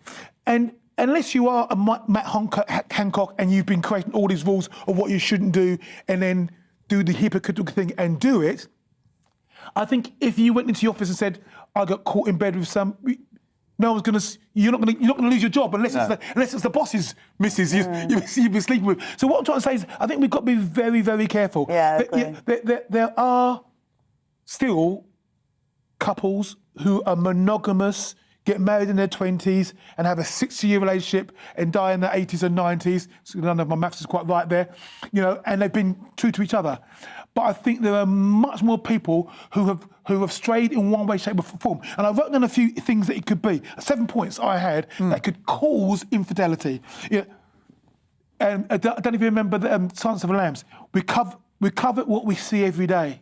And so sometimes it is a fact that you are around... And look, I'm not trying to make excuses, I'm just... No, but you're right. It's important to understand it, It's society, isn't it? You're influenced by society. Yeah, circumstances dictate. So you're close to somebody and the circumstance dictates because you've been flirting. Opportunity. And opportunity is another one. Boredom in your primary relationship is another one. Revenge, for example... He's really, really nasty to you. He's physical that's to you. A little bit dark, isn't it? Yeah, but then it's okay. But, 2 fingers to you, son. Punishment. Yeah, punishment is another one. You have got the sex drive and addiction issues. Flirting goes a little bit too far. Have you been reading my diaries again? What's the next one? It's a fascinating list. But psychological damage, sabotage syndrome. What is that? What is that? Well, you might have had some sort of psychological damages in your past in relationships, and then you meet somebody who's so wonderful, she's too good for you. So you can't So an infatuation? No. So the relationship is so good with you, but I'm not worth it. So my own self-worth. Oh, I see. Oh, that means... could be the reason. He wasn't worthy of me. But there could be a deep-seated insecurity there. Exactly. And then so you sabotage. So like you said, like. I suspect, actually, there were things that happened along the way that you did know you discounted because your love for him was more than the issues. But towards the end, the destruction in the relationship was to such an extent that you decided, for example... Sorry, pointing. It's quite all right, sorry. But you decided... Now, listen, I feel like I'm watching Dr. Phil here. I'm loving this. Loving this. But, Dr. Chris. Yeah. For you to get a PI on your fella tells you that, actually, the trigger is switched. And with this, you would no longer put up with, but he would have probably been sabotaging himself. I'm sorry, I shouldn't be talking about your relationship. Yeah, no, of course. Okay. This is fascinating because that kind of makes a bit of sense. Yeah. So so in a way, he wanted to get caught, but the idea was, are you doing? No. Well, of course, he's going to say no. Why would he say yes? I am because he does love you. The thing is, I don't think he did want to get caught. Because it would damage his public profile. Right. And the public did feel betrayed by him as much as I did. Yes. But in a funny sort of way, perhaps that if I had caught him... That's what I mean. Then it could be contained. It wouldn't ever have to come out in public. Yes, so you don't want to be over the paper. We want to be over the papers. No, but with you, somehow you want to say, you know what, Ingrid, I've loved you with everlasting love. I've been naughty, I've lost the plot, blah, blah, blah, and wanted you to... But when you asked him... Yeah. He's not going to say, yeah. If you say, does my bum look big in this? He can go, yeah, it looks fat, it's hanging out. He goes, no, you look sweet. No, you can't do that. You see, I think that's wrong. And I think that's where society has also changed. Yeah. I think we're much more honest. You know that, yes, because if I ask somebody, does my bum look big in this? You do not want your fella to go, you're hanging out. Yes, I do. But I do, Chris. Do you? I do. I really, really do. You really? Yes, I do. I don't want to go out looking an absolute Never idiot. in a month. Oh, yeah. No. So if you're looking like you've been dragged through your head backwards, I'm going to tell you, your barnet's all over the place. Is it? No, you're looking great. I'm going to tell... Don't look at me, Chris. I'll do that. No. But if you've gone out, you've got your nice little dress on, you've got it from Harvey Nicks or Harrods, and you're looking sweet, and your girlfriend tells you, and you go, don't my bum look good? I'm going to go, mate, you wasted your dough. And also, I wouldn't call your partner mate either. No, but you can always take it back and just sort of, because that would be a real waste of money, because somebody somewhere, a good girlfriend, a real friend... Yes. would tell you the truth. And this is what I think about love. Love and friendship go hand in hand. The person you love and marry or commit to or whatever should really be your best friend too. And that's the honesty. So I would want to be told... Karen Horney talks about... Oh, that's an interesting name. But Karen Horney talks about the tyranny of the shoulds. And what you've just said, umpteen shoulds. And actually, this is your mindset and your framework that might not be... That's quite true. That's quite true. It's seeing it from different points of view. A very interesting conversation. And by the way, a reminder, if you needed it, that not only is Chris an Olympian and a TV presenter, but a brilliant motivational speaker as well, who does lots and lots of sort of public events, and he really is the best at what he does. You will feel invigorated hearing this man speak live. But we're lucky to have him in the studio. We've got Oscar and Ingrid as well. So much more to get through. And after this, the Queen of US Showbiz and Royal Reporting, Kinsey Schofield, will bring my panel in on that discussion as well. Caitlyn Jenner, the world's most famous trans woman, has said a few things that some people believe is anti-trans. Find out why after this. Also, do you go to Poundland? Are you a regular at Poundland? I'm obsessed. We're going to talk about value shopping after this, plus another great British game show. Lots to get through. See you shortly.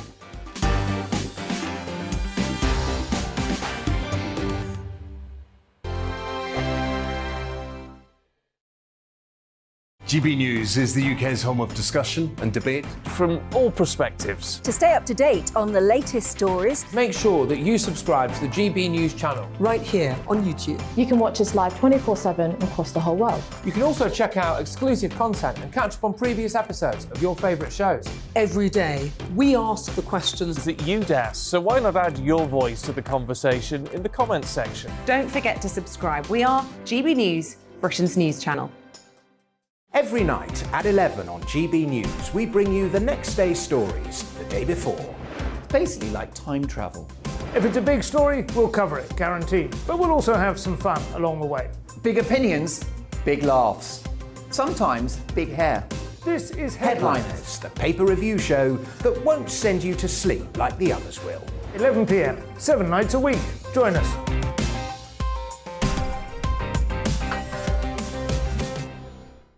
Hello there, I'm Eamon Holmes. And I'm Isabel Webster. And we hope you can join us for Breakfast with Eamon. And Isabel. You make me laugh out loud, belly laugh. Is that important first thing in the morning? Yeah, absolutely. And there's me trying to be deadly serious. News is a serious business. Yeah, I have to rein you in sometimes. Well, it doesn't stop us laughing at it. It doesn't stop us having an opinion on what's going on. Yeah. And it certainly will not stop us reflecting what you think. Weekdays from 6 to 9:30 on GB News.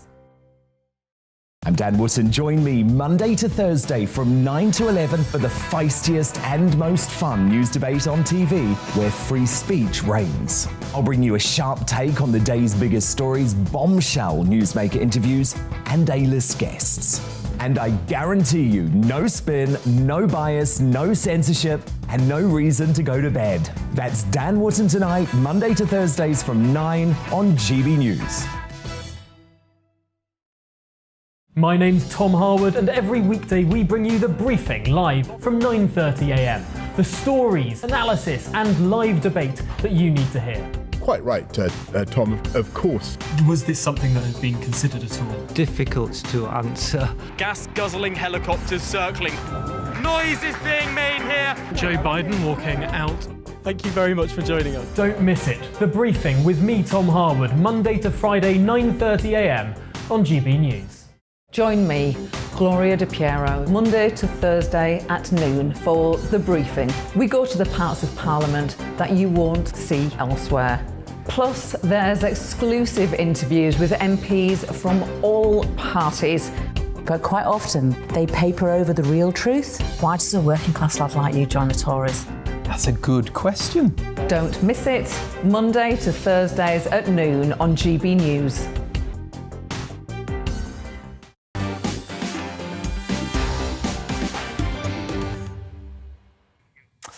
Well, look, so many emails coming in on so many subjects. Lynn has said, "Hi, Mark. I'm so glad to say I've been with my husband from the age of 17. I'm now 63, been married 42 of those years. How lucky are we?" Well, Lynn, I'm going to contradict you.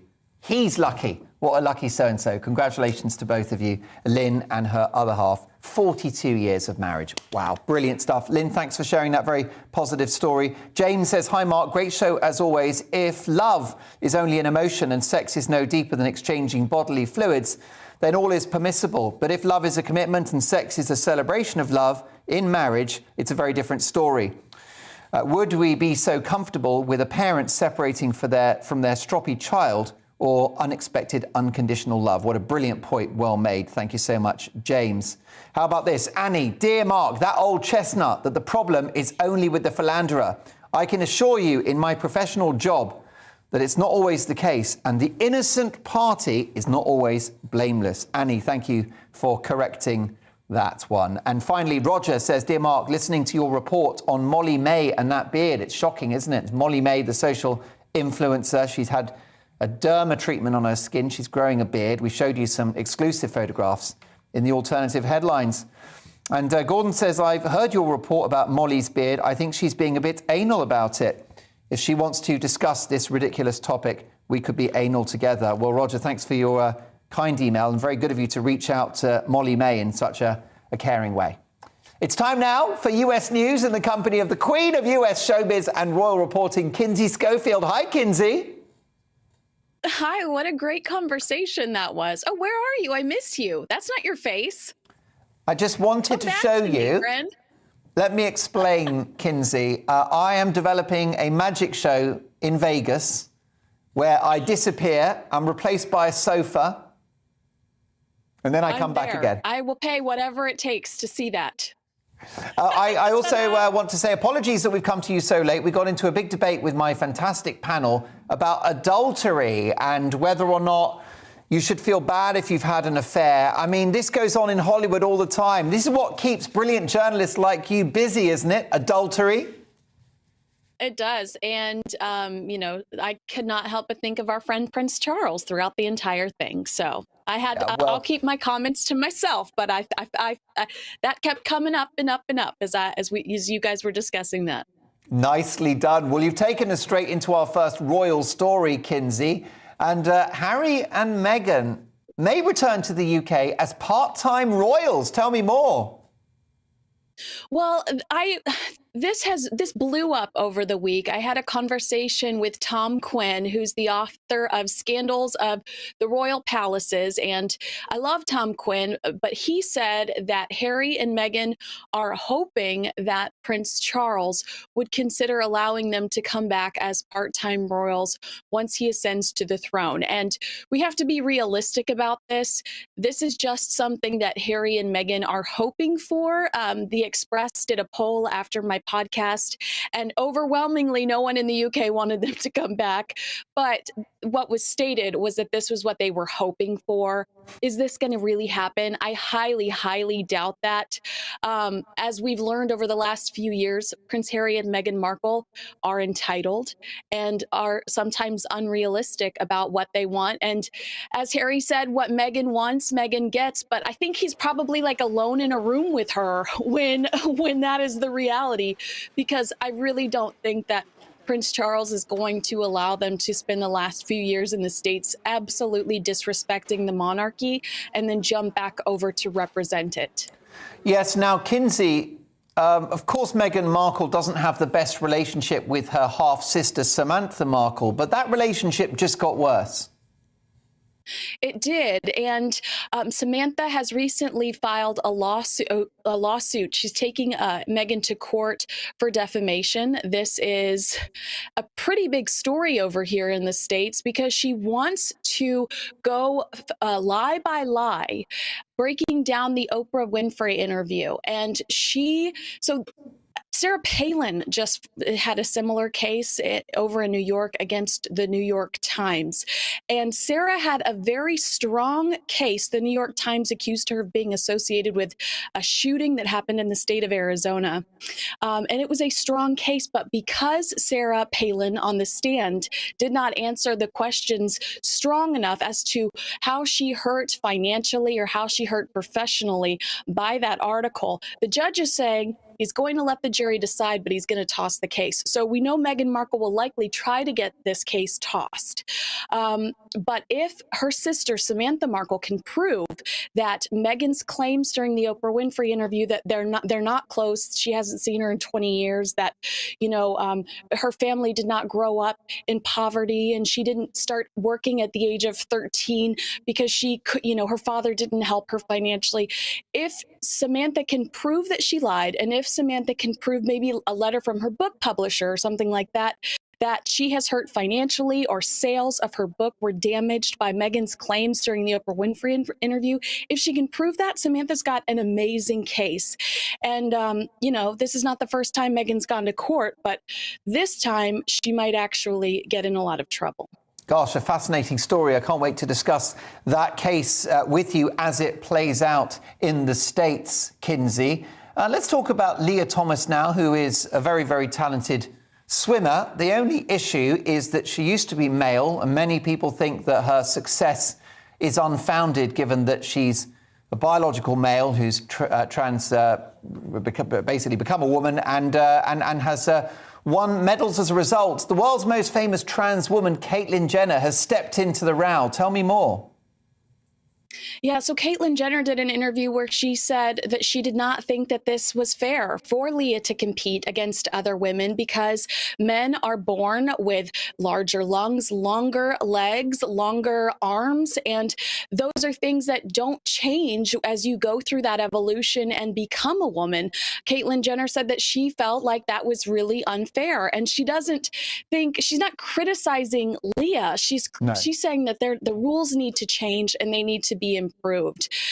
So, you know, Caitlyn's getting a lot of heat, but I would say Caitlyn is such a brave individual because she's always getting heat. Her opinions here are not popular because she is completely anti-woke.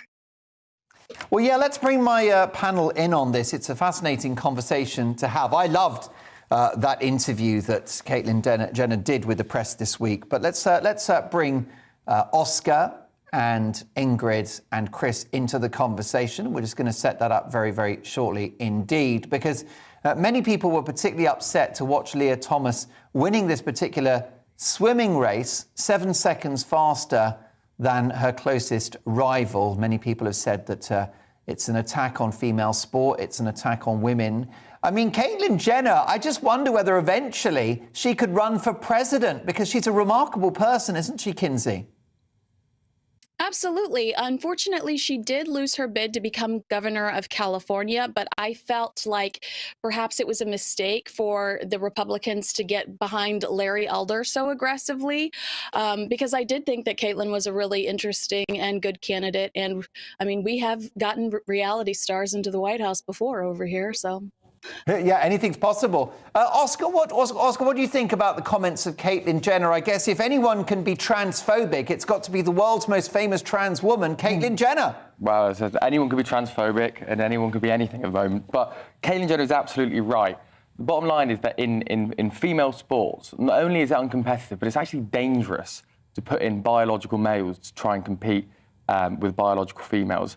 And the argument I hear most about from the other side is that somehow it hasn't happened yet. What examples can you give me of something that's happened? It's so rare, it's meaningless, it doesn't really matter. Well, I actually think that the more we're buying into this, and the more that especially young kids are being taught about this, you will have more people with gender dysphoria and more people with those sorts of problems, and you will end up with more trans people, and the problems are going to get larger and larger and larger if we don't try and combat this right now. And I think we do have to have a conversation about a solution, because we all like to point out the problems, and we all know the problems. The problems are that, you know, a biological male is obviously going to have an advantage over a biological female.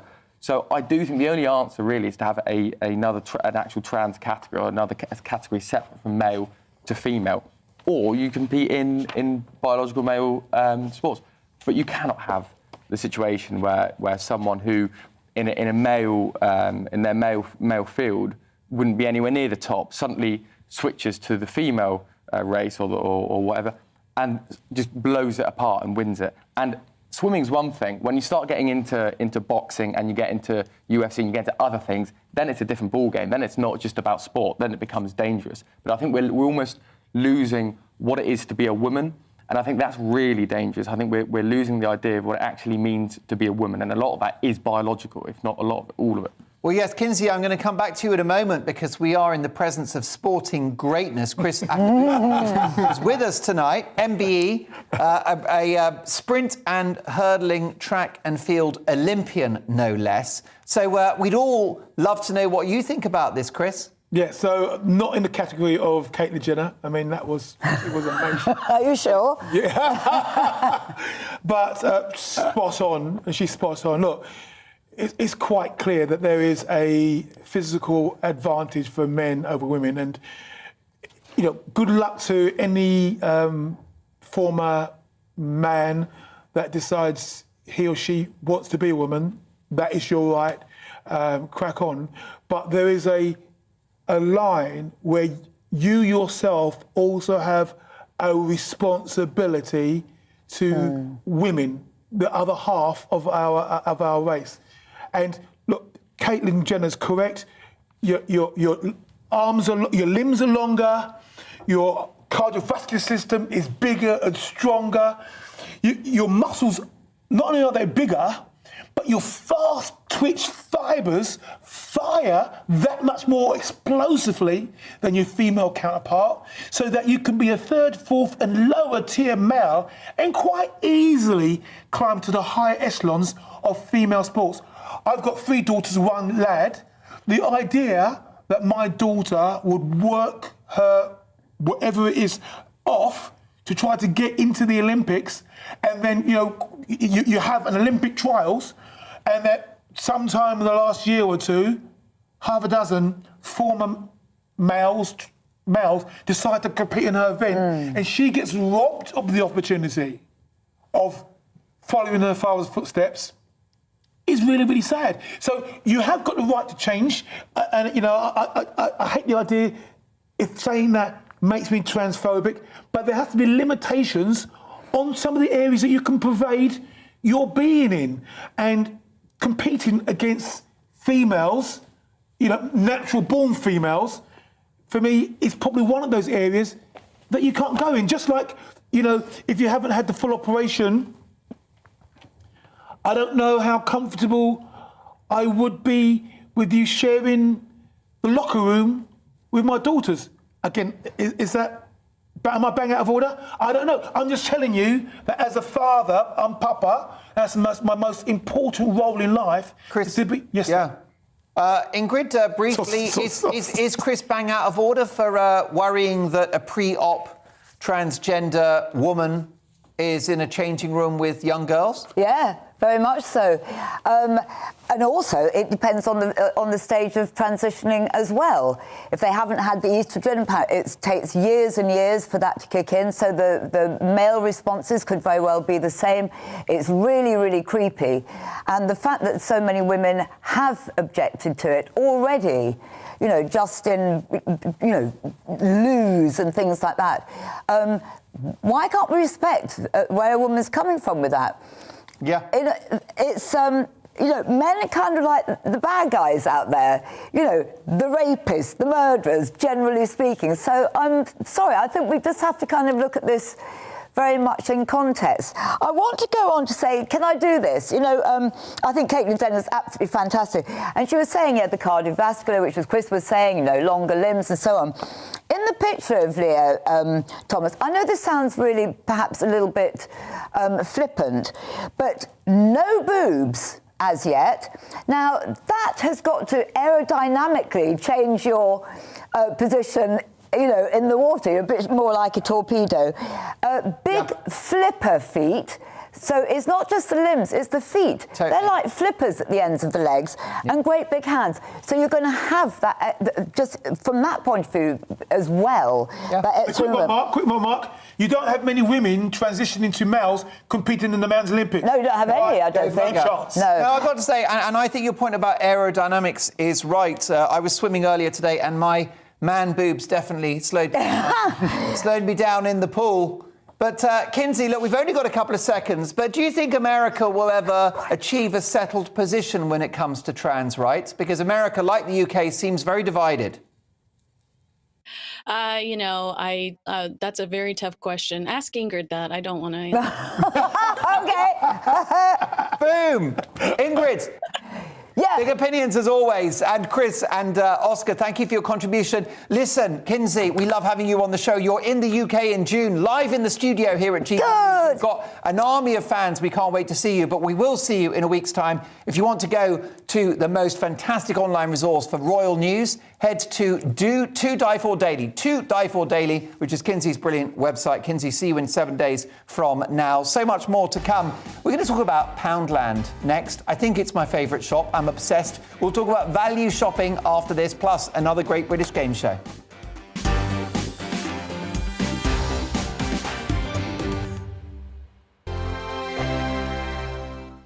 GB News is the UK's home of discussion and debate from all perspectives. To stay up to date on the latest stories, make sure that you subscribe to the GB News channel right here on YouTube. You can watch us live 24/7 across the whole world. You can also check out exclusive content and catch up on previous episodes of your favourite shows. Every day, we ask the questions that you'd ask, so why not add your voice to the conversation in the comments section? Don't forget to subscribe. We are GB News, Britain's news channel. Every night at 11 on GB News, we bring you the next day's stories the day before. It's basically like time travel. If it's a big story, we'll cover it, guaranteed. But we'll also have some fun along the way. Big opinions, big laughs. Sometimes big hair. This is Headliners, the paper review show that won't send you to sleep like the others will. 11 p.m, 7 nights a week. Join us.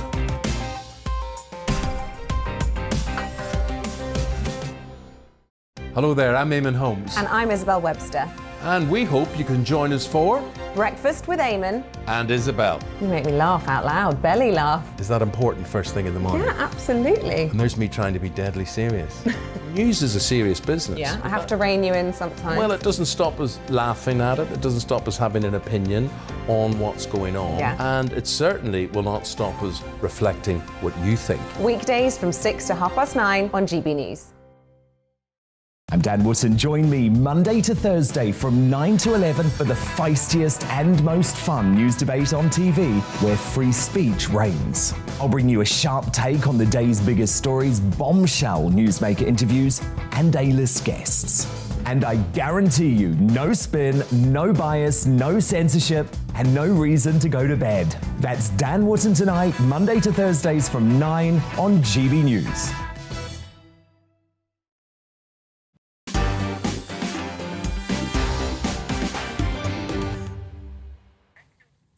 Lots of emails coming in on the issue of transgender sports. Hi, Mark. If more males who have transitioned to women appear in female events, I, for one, would lose interest and eventually women would be phased out as more trans sports people appeared at these events. Lorna, thank you so much for that. Thanks for your emails across the board. It's been such a great conversation tonight. We're back tomorrow at 9, but we've got such a brilliant 10 minutes before we go. The founder of billion-pound turnover business Poundland, that's right, the founder of Poundland, Steve Smith, has sold his 13-bedroom mansion for 4 million quid after slashing a couple of million off its asking price. Well, he's all about value, isn't he? The house had been on the market for 8 years as he and his wife had been looking to downsize. The new owner of this house must be happy, obviously, as I've said, with their bargain. But it gets us to thinking, what is it that we love about a good bargain? I'm obsessed with Poundland, and so who better to discuss Poundland with than my very own brilliant production assistant, Matthew Bell, who we poached from Poundland ourselves. Yes, we did. He was in the biscuit aisle. And we saw talent. We know talent when we see it. Hey, Matthew, how are you tonight? I'm doing well. Yourself? I'm very well. First of all, I just want to say that you look very smart, and viewers might think you're wearing a suit because you're on TV. That's not the case. You actually came to work today in a suit by choice. That's right. I wasn't actually expecting to be on today. You are a professional, and also you are kind of the clothes horse here at GB News. So how long did you work at Poundland for? Just under 2 years. OK, that's a long old time. And was it full-time, part-time? It was part-time, yeah. It was a 12-hour contract. Well, you're sort of, in order to survive, you had to bank on the overtime, really. So, yeah. And the overtime depended on the sales of the store. First of all, what kind of environment was it in which to work? Was it a happy workplace? There was times where it was happy, but it was also stressful at others. What made it stressful? I think sometimes the tasks, and I'm like, some people think, that stacking shelves is actually fairly simple. You know, if you're struggling to get a job, just go get a job at stacking shelves in Tesco's. Actually, more complicated than you think. Actually, you have to follow loads of storyboards on shelf plans and stuff like that. And yeah, so I couldn't ever really get it done to time. So I was better doing talking to customers and.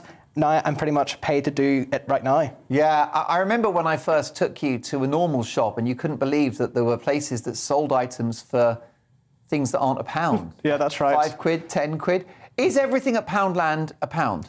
Believe it or not, it's actually not. I often, in the recent years, they've actually begun to increase their price range. I often say, whenever people say, why you call it Poundland if everything's not a pound? Yeah. It's like, it's Poundland more or less, or it's Pound-ish land. Yeah, that's it. So yeah, it's all about inflation and how that's affecting us. Have they had a conversation about inflation, or because a pound will be worth a lot less in 10 years' time? Is it going to become £2 land or £5 land? Who knows? That's a competition for them and not for me. It's a branding problem. Probably why you were right to get out early, Matthew. That's it. Well, look, Poundland's loss is our gain. So let's give a round of applause to Matthew Bell. Who it's also very good value, but I will say we pay him more than £1. It's time now for the Great British Game Show.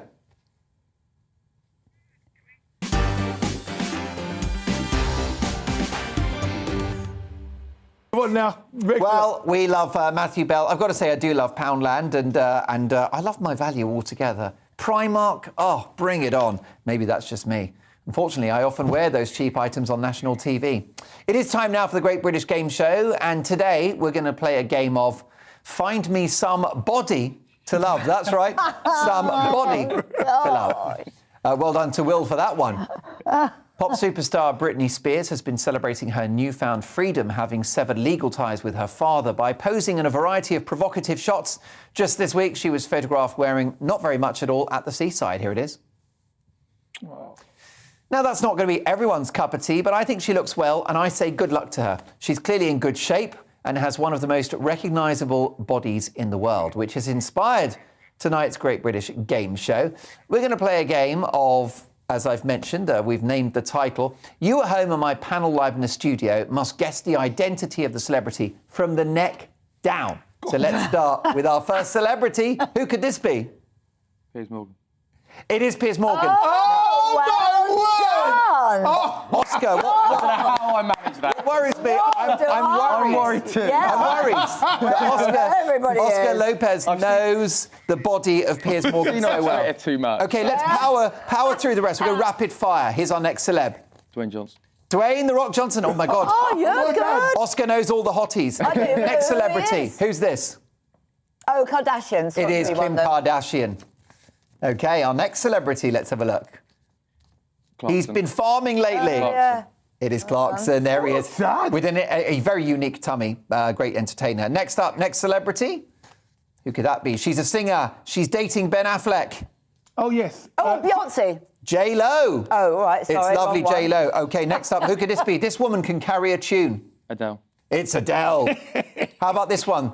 This guy has a big position of responsibility. Bojo. It's Bojo. Let's have a look. okay. Is it Boris Johnson? There he is. How about a bit of royal elegance? Kate Middleton. How about this one? How about this idiot, this loser? Not her, by the way. That's Serena Williams. She's wonderful. We did have a picture of me. And there he is. Let's have a look. Let's do the reveal. There you go. Oh, Back in the day. Thank you to my amazing panel. Headliners is next. See you tomorrow at 9. Looking ahead to tomorrow's weather, and the UK is looking bright but chilly at first for most. However, there will be some cloud in the south. Let's take a look at the details. Zooming into the southwest, and we'll see mix of cloud and some sunshine during the morning. The cloud may be thick enough in places to produce some light rain. Heading east, and there'll also be a fair amount of cloud around. However, it will be a brighter start for some compared to Saturday. Across into Wales, and it will be a sunny but frosty start in the north and west, but towards the southeast, skies will be rather cloudy. The Midlands and northwest England will get off to a bright but cold start on Sunday. The spring sunshine, though, will help to begin to quickly lift the frost and any fog. There'll also be some frost and fog around first thing across northeast England, but for many it will be a bright start. It'll be breezy, though, towards the North Sea coast. Scotland will get off to a very cold start with a widespread frost and some freezing fog patches. The compensation will be plenty of sunshine, and this will continue throughout the day. Northern Ireland will also see plenty of sunshine on Sunday morning, but like in Scotland, we'll see a widespread frost and a few freezing fog patches first thing. Heading towards lunchtime, and we could see a little rain in the south, but further north, it'll remain dry and sunny. And that is how the weather is shaping up during tomorrow morning.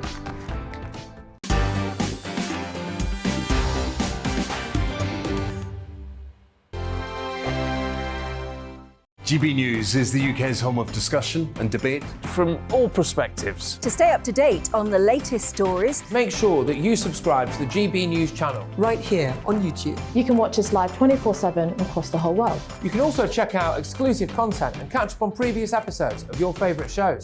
Every day, we ask the questions that you'd ask, so why not add your voice to the conversation in the comments section? Don't forget to subscribe. We are GB News, Britain's news channel. Every night at 11 on GB.